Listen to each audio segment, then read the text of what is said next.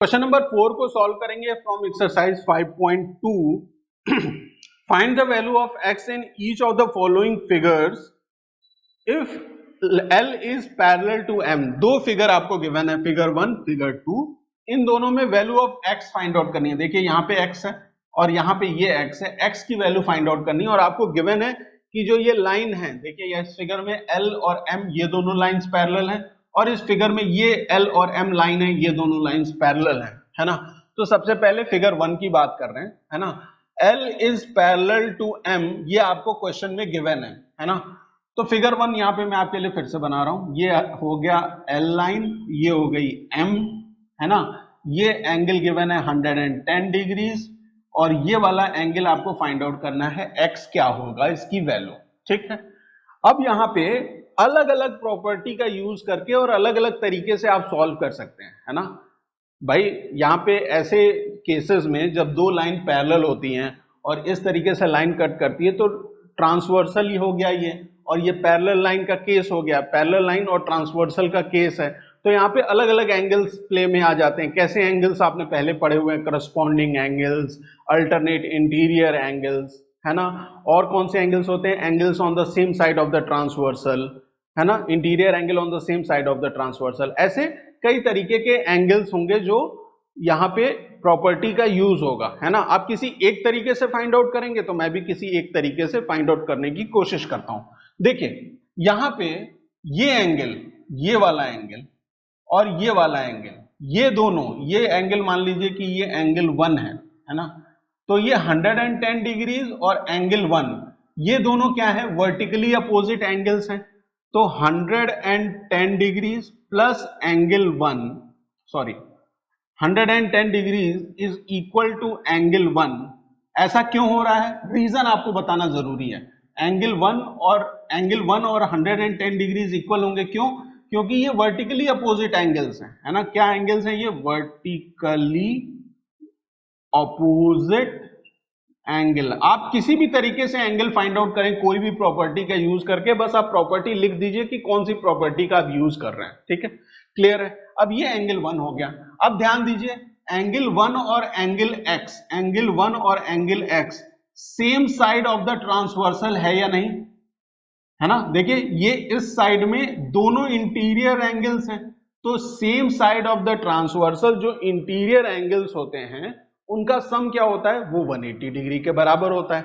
Angle 1 आपको पता चल गया है, x की वैल्यू आप फाइंड आउट कर लेंगे, है ना। एंगल 1 110 डिग्रीज का है, तो angle 1 plus angle x is equal to 180 degree. क्या रीजन है, interior angles on the same side of the transversal. इसी तरीके से आप लिखेंगे interior angles on the same side of the transversal, ठीक है। जो interior angles on the same side of the transversal होते हैं उनका सम क्या होता है, sum is equal to 180 degree. तो ये दोनों एंगल्स इंटीरियर एंगल्स हैं, same side of the transversal हैं, तो इनका सम क्या हो गया, 180 डिग्री। एंगल 1 आपने फाइंड आउट किया, ये 110 डिग्री के बराबर है, तो 110 degree plus angle x is equal to 180 degree, है ना, 180 डिग्री, ठीक है।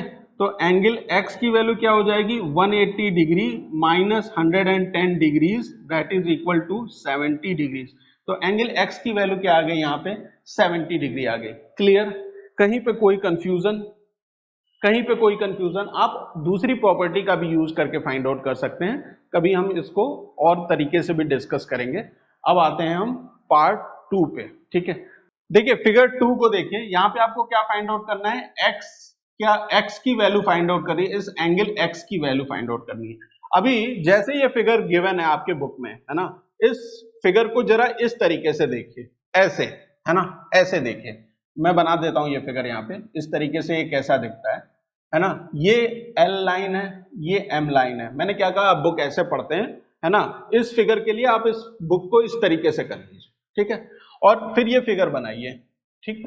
तो ये लाइन हो गई L और ये हो गई M, और यहां पे एक लाइन इंटरसेक्ट कर रही है इसे, इस तरीके से है वो, ये लाइन है ना, ये लाइन ए है, ठीक, ए लाइन है, ये एंगल गिवन है कि ये 100 डिग्री है, तो ये वाला एंगल एक्स है।